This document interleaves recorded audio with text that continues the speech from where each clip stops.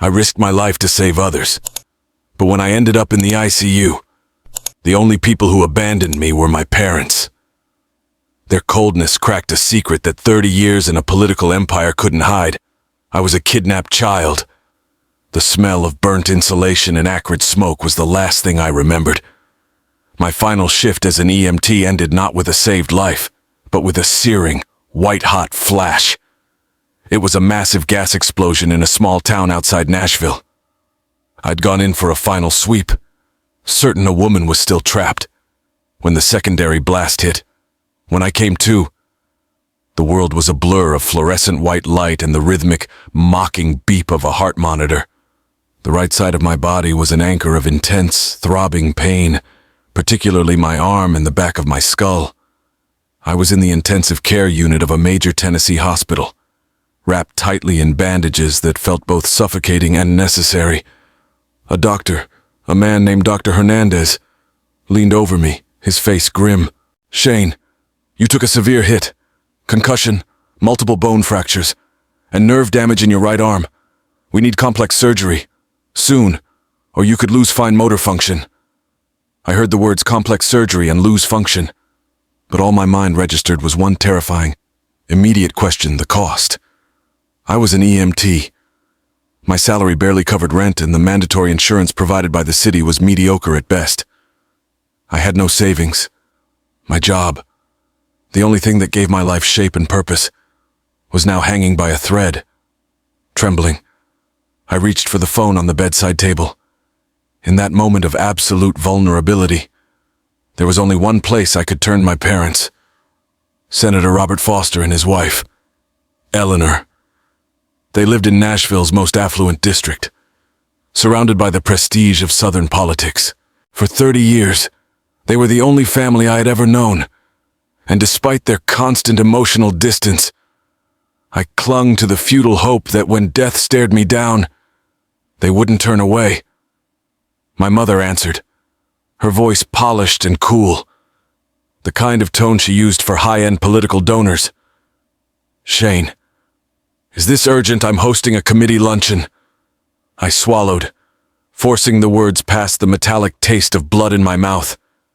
"Mom, I'm in the ICU. Gas explosion, it's bad. I need complex surgery, immediately. I need your help with the bills."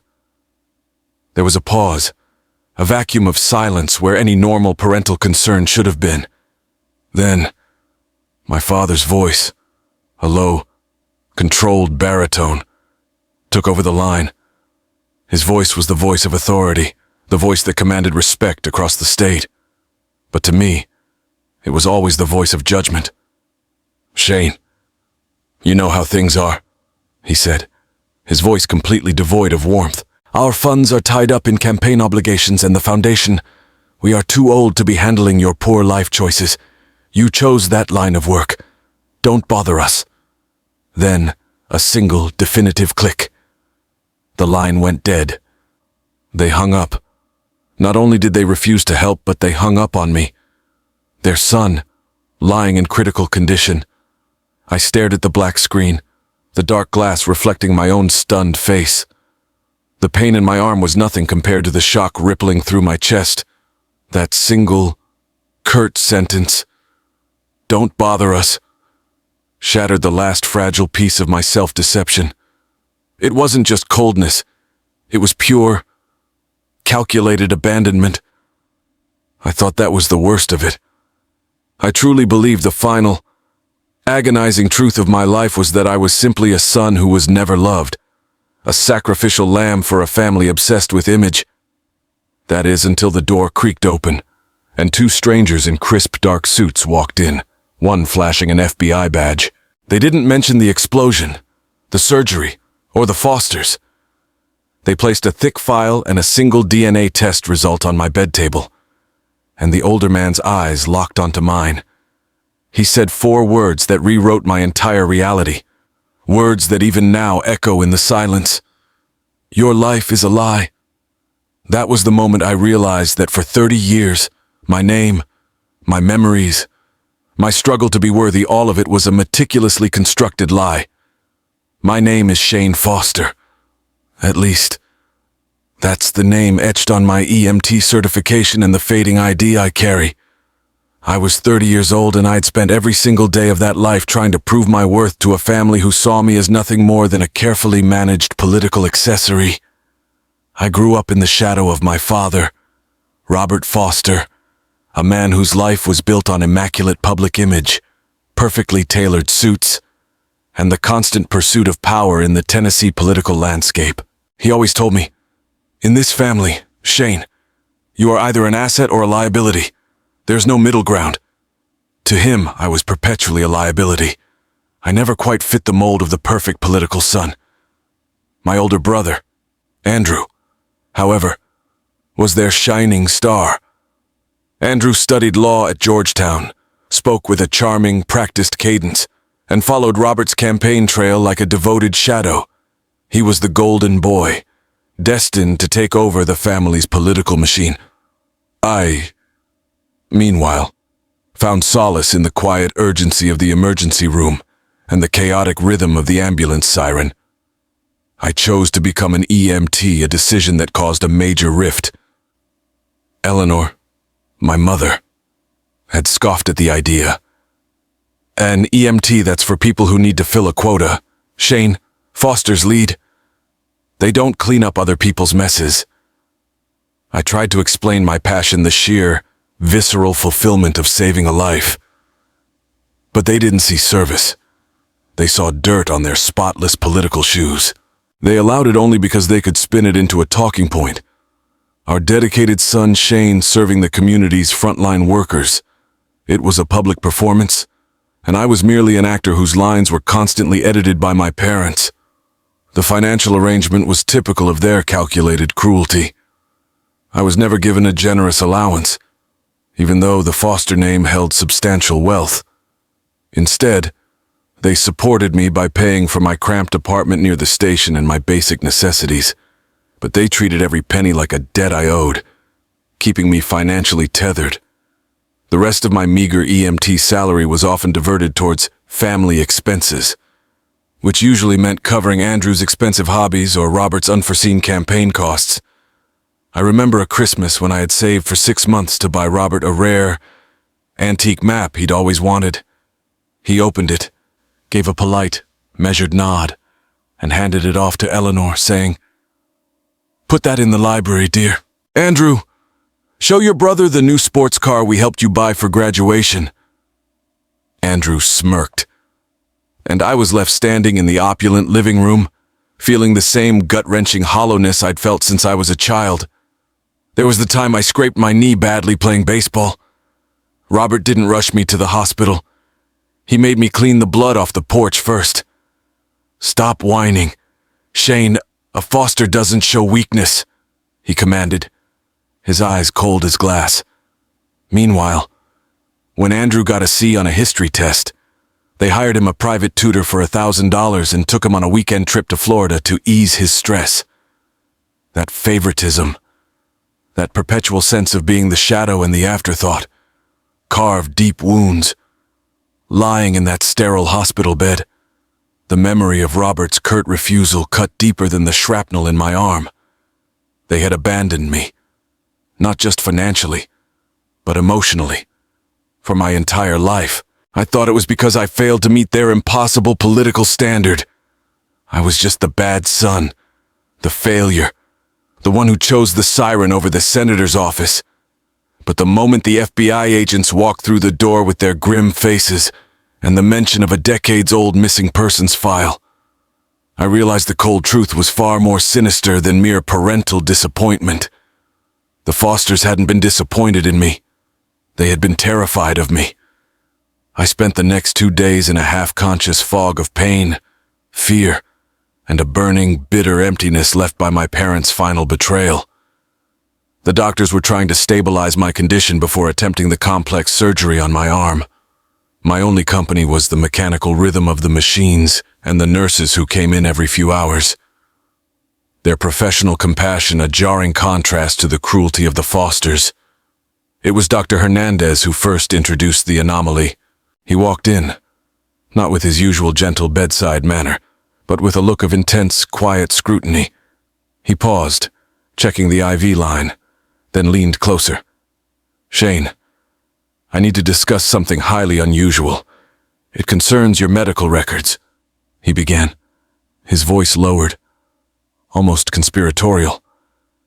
"Your head injury, specifically the deep concussion you sustained, required some specialized genetic screening more detailed than the standard intake, as we were looking for rare clotting factors often associated with such trauma."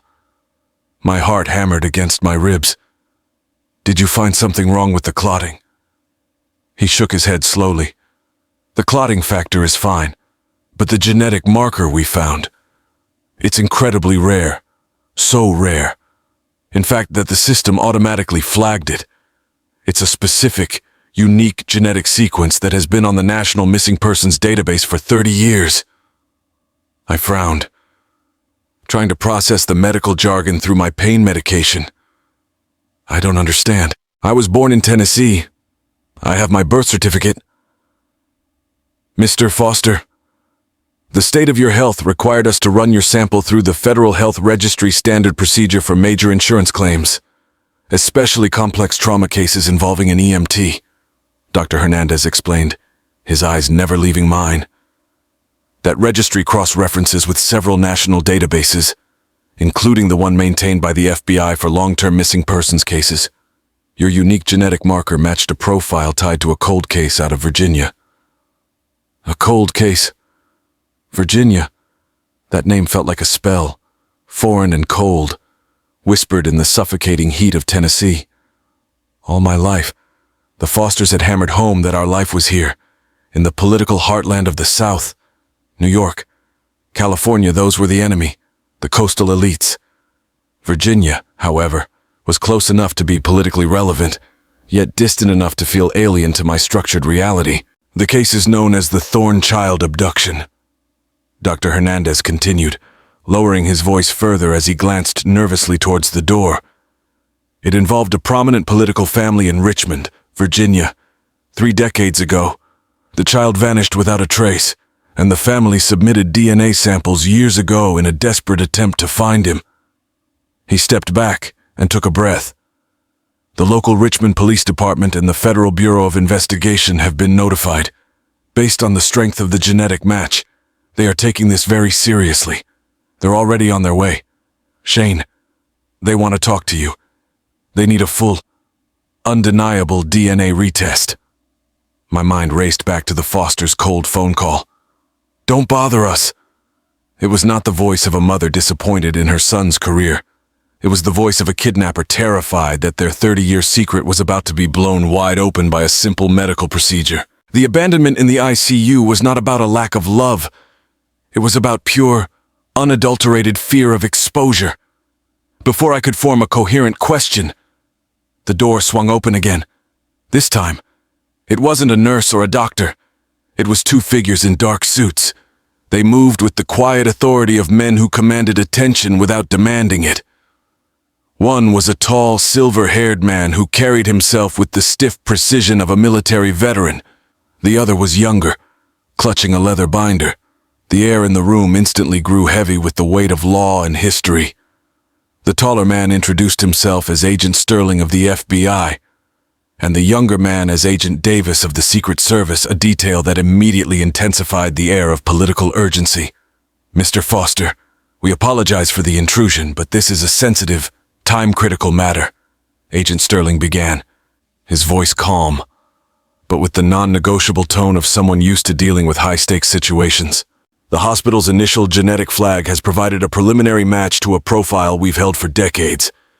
We need your immediate consent for a full, court-ordered DNA test to confirm your identity."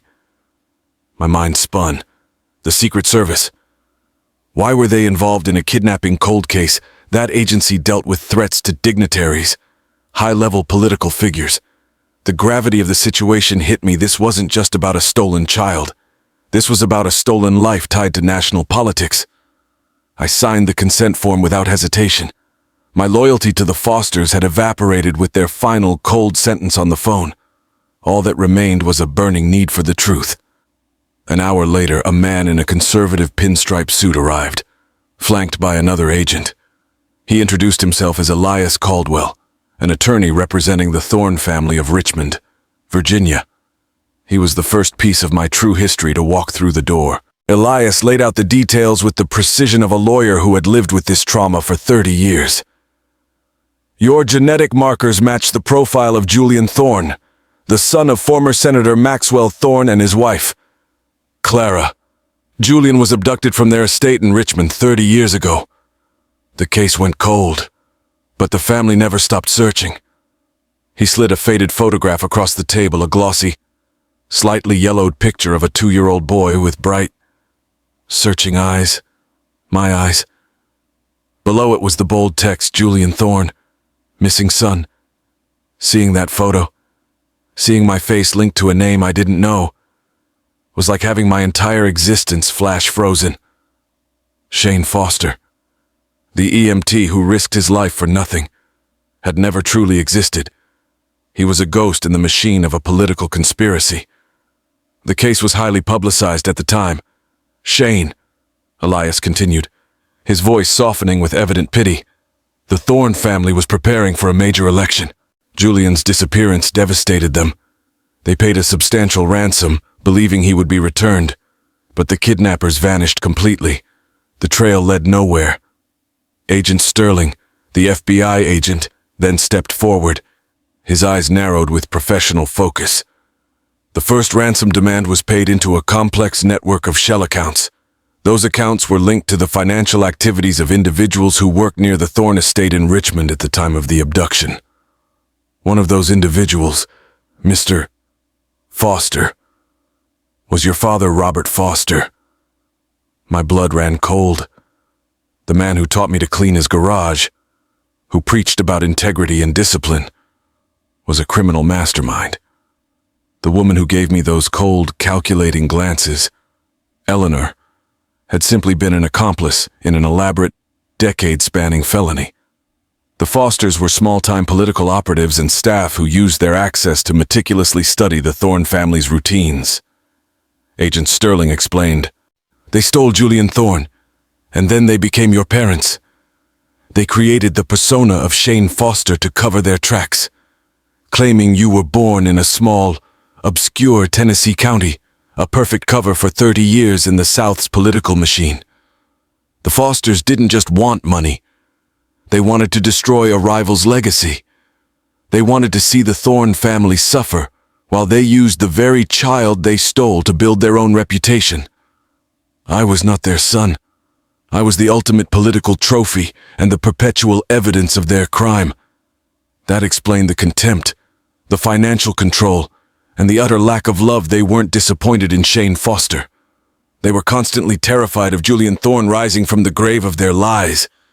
The sheer, monumental horror of the truth paralyzed me far more effectively than the gas explosion. I wasn't an unfortunate son. I was a stolen political asset. And every cold glance, every word of contempt from Robert and Eleanor was not a mark of my failure, but a measure of their fear. The coldness wasn't just personality. It was operational security. I was Julian Thorne. The name felt like a heavy, foreign coat I was suddenly forced to wear. The lawyer, Elias Caldwell, and the FBI agents explained the details of the original abduction. 30 years ago, the Thorne family, Maxwell and Clara, were the rising stars of Virginia state politics.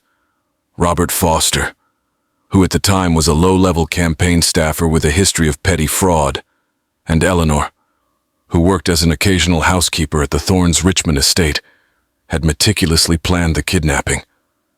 Their motivation was a venomous blend of greed and political resentment. They initially demanded a huge ransom, paid in 3 complex, staggered transactions, a total sum that Agent Sterling estimated was close to $3 million over a 2-year period, designed to bleed the Thorne family dry and destroy Maxwell's political campaign. But the kidnappers realized something far more insidious possessing the child. Julian was more potent than the initial cash. It meant the Thorne family would never find peace, and Robert could simultaneously use the ransom money to launch his own modest political career in Tennessee, far from the scene of the crime. They used the money to move, forge new identities, and craft the story of the respectable Southern family, the Fosters, building their reputation on the very currency of the pain they inflicted. The Fosters' strategy for raising me was horrifyingly effective emotional starvation and control. Robert's constant preaching about pulling yourself up and not showing weakness was designed to condition me into silent subservience, to ensure I would never question their authority or demand anything that might expose their financial secrets. Eleanor's disdain, her fear that I was a ticking time bomb, made perfect sense. She was staring at the living, breathing evidence of her own felony every single day. My job as an EMT, the ultimate low-status, high-risk profession, was the perfect cover. I was always busy, always focused on service, never posing a threat to their carefully constructed life. My sudden critical injury in the ICU was the one variable they couldn't control. My reliance on the federal health system and the necessary genetic screening shattered their decades of silence. Their abandonment on the phone wasn't just cruelty. It was a panicked attempt to cut ties and disappear before the FBI could link them to my hospital records. I learned that my real family, the Thorns, had spent 30 years living a public tragedy. Maxwell Thorn's political career stalled. He became known as the senator whose son vanished. Clara, my mother, dedicated her life to the search, pouring their resources into private investigators and national missing children organizations. Elias Caldwell, their attorney, told me they were waiting in Richmond, Virginia, praying for the second, definitive DNA result. The contrast was staggering. On one side, the Fosters, who saw me as a commodity to be used and discarded. On the other, the Thorns, who saw me as an invaluable loss to be mourned and searched for endlessly. I was caught between two competing narratives, the cold, calculating lie of Shane Foster and the powerful, heart-wrenching truth of Julian Thorn. My arm felt heavy and useless, yet I felt a strange, intoxicating lightness. The mask of Shane Foster, the failed, unloved son, had finally slipped away. I was Julian Thorn, a survivor with a right to the truth. The first person I insisted on seeing was my true father, Maxwell Thorn. He arrived in a blur of quiet urgency, a man in his late 50s with the unmistakable aura of authority. Yet his eyes, my eyes, were red and brimming with 30 years of repressed grief. When he saw me, he didn't rush with words of politics or business. He simply sat by my bed and gripped my left hand, silent tears tracing paths through the lines on his face. He called me Jules, a nickname I didn't recognize, but which instantly resonated with an echo of a life stolen. "We never gave up, son," he whispered, his voice thick with emotion. "Your mother, Clara, she's waiting. She needs to see you, but we wanted to spare you the shock." It was then I made my decision. I wouldn't seek out Robert and Eleanor Dempsey in a dark alley or a quiet interrogation room. I would confront them on their own stage, the stage of public image and political pretense, where their entire despicable life was built. I know what they are. I told Maxwell and Agent Sterling. They abandoned me in the ICU, and now they're hiding, terrified their political empire is crumbling. They need to pay the price where it hurts them most, their reputation. My critical surgery was postponed. Instead, with the FBI's meticulous planning and Elias Caldwell's sharp legal mind, we orchestrated the ultimate confrontation. We discovered that Robert and Eleanor were planning a small, exclusive press briefing right outside the hospital, a calculated publicity stunt. They intended to make a brief, tearful statement about their son's heroic service and use my injury to garner public sympathy and campaign donations. It was the lowest form of political exploitation, and it was my opportunity. The following afternoon, I was wheeled, still heavily bandaged, to a small, secluded patient waiting area near the hospital's main entrance. Through the glass doors, I could see the throng of local press and cameras. Robert and Eleanor stood before them, bathed in the sickly sweet glow of flash photography. Robert, immaculate in his gray suit, held Eleanor, who dabbed her eyes dramatically with a silk handkerchief. "My wife and I are here today," Robert began, his voice perfectly modulated for the microphone, "to share our deep sorrow over our son, Shane Foster, a true American hero who exemplifies selfless service. He is stable, but fighting a long battle, and we ask for your prayers." His words, designed to sound heartfelt, were a toxic stream of lies to my ears. I felt a surge of cold, resolute fury. I turned to Agent Sterling, who stood ready with a team of agents. "It's time," I stated, my voice low and firm. "Let's end their show." I was wheeled through the automatic doors, the sudden roar of the media and the bright lights hitting me like a physical wave. Robert and Eleanor, caught mid-performance, froze. Robert's practiced smile vanished, replaced by a mask of pure terror. Eleanor let out a strangled gasp, dropping her handkerchief. I raised my left hand slightly, the only one not bandaged, to signal silence. The crowd, sensing the high drama, quieted immediately. "Senator Foster, Mrs. Foster," I began, my voice steady despite the adrenaline surging through me. I spoke into a microphone held by one of the FBI agents, my voice projecting clearly across the hospital entrance. "You are here to talk about your son, Shane Foster. I am Shane Foster, and my service to this community has been honest and real." I paused, allowing my words to land. Robert's face was pale, his eyes darting frantically. "Shane, what are you doing? You should be resting. This is a misunderstanding."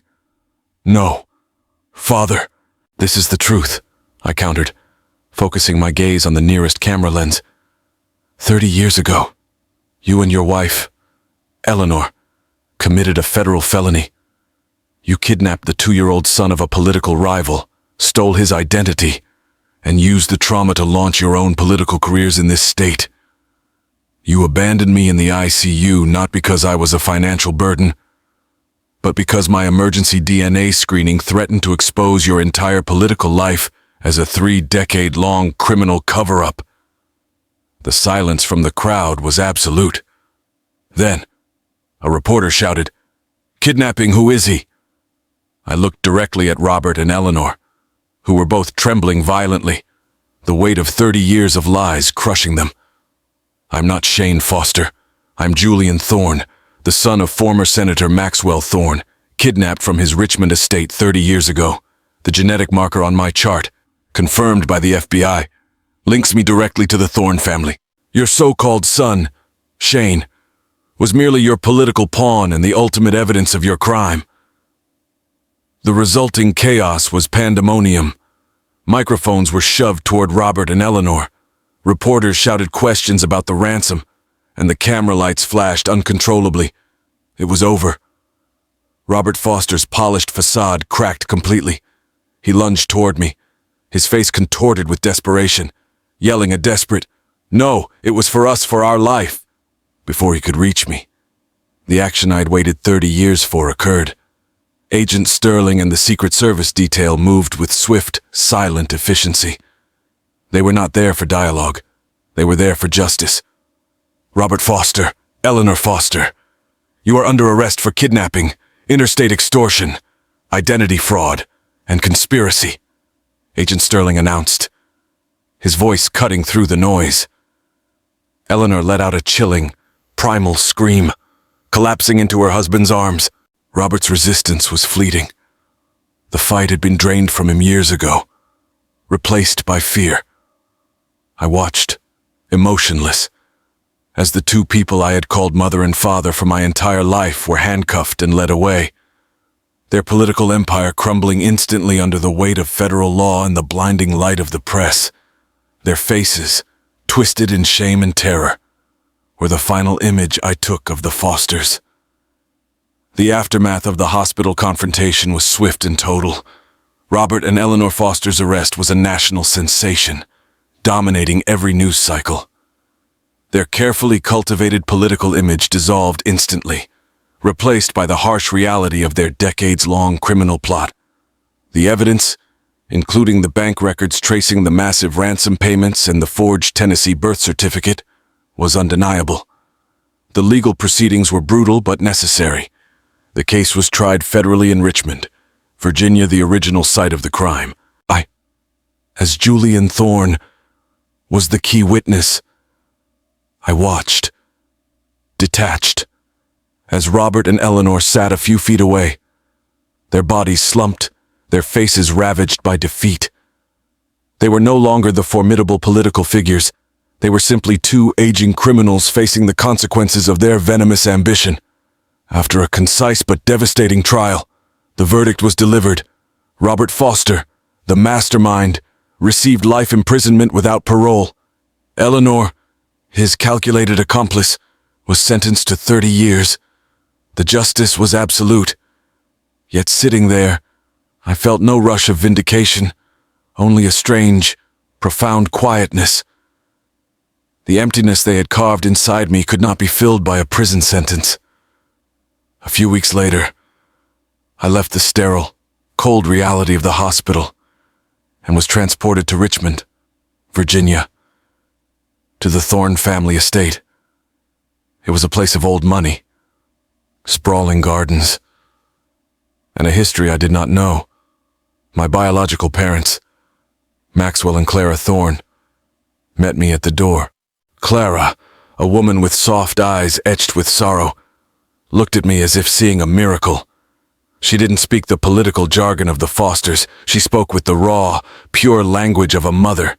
She rushed forward, bypassing my bandaged arm, and simply held me close, her body trembling with 30 years of tears. "Jules," she sobbed into my shoulder. "My Jules, you're home." Maxwell stood back, allowing us the moment, his face a mixture of profound relief and quiet mourning for the lost time. My older sister, Rebecca Thorne, a successful lawyer, approached hesitantly, placing a gentle hand on my uninjured arm. There were no political speeches, no demands, just an abundance of fragile, tentative love. I finally understood the true nature of their suffering. The Fosters stole my life, but they stole the Thorne's family. Settling into the Thorne estate was surreal. I was introduced to a life of stability and wealth, surrounded by genuine, unconditional care. But I couldn't simply step into the shoes of Julian Thorne, the heir to a powerful dynasty. The trauma of Shane Foster, the EMT who relied on nothing but his own grit, was still too real. I declined Maxwell's gentle offer to immediately join the family's political and investment circles. Instead, I sought out a small, simple apartment in a quiet, working-class neighborhood in Richmond, a deliberate choice to ground myself in a reality I understood. I needed time and space to reconcile the two men I had been, the unloved political pawn and the missing heir. On Maxwell's advice, I began therapy. The therapist suggested I write not just about the past, but about my feelings, to give voice to the man who had been silenced for 3 decades. My new journey was not about reclaiming a fortune. It was about reclaiming my inner self. I spent my days quietly volunteering at a local community clinic, working alongside EMTs and nurses. The smell of antiseptic, the sight of people helping others, it felt like a clean, honest echo of the life I had chosen as Shane. It was here, on the very front lines of service, that I realized my true purpose wasn't to fulfill the Thorne legacy, but to forge my own. The rage against the Fosters had faded, replaced by a clear focus on the future. The debt I carried was not to my kidnappers or my biological family, but to the life I was now free to live. I found my peace not in the grand halls of the Thorne estate, but in the quiet, honest work of the community clinic. The story of Shane Foster, the EMT, was a narrative of pain, but also of self-reliance and genuine service. I decided to honor that man by building a legacy of my own.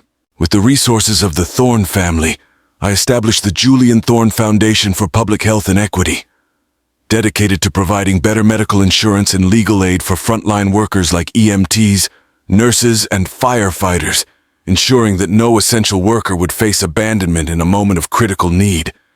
as Shane Foster had. I refused to enter politics directly, but through this foundation, I found a powerful, non-partisan way to advocate for systemic change and fair policy. In choosing this path, I finally understood the true meaning of forgiveness.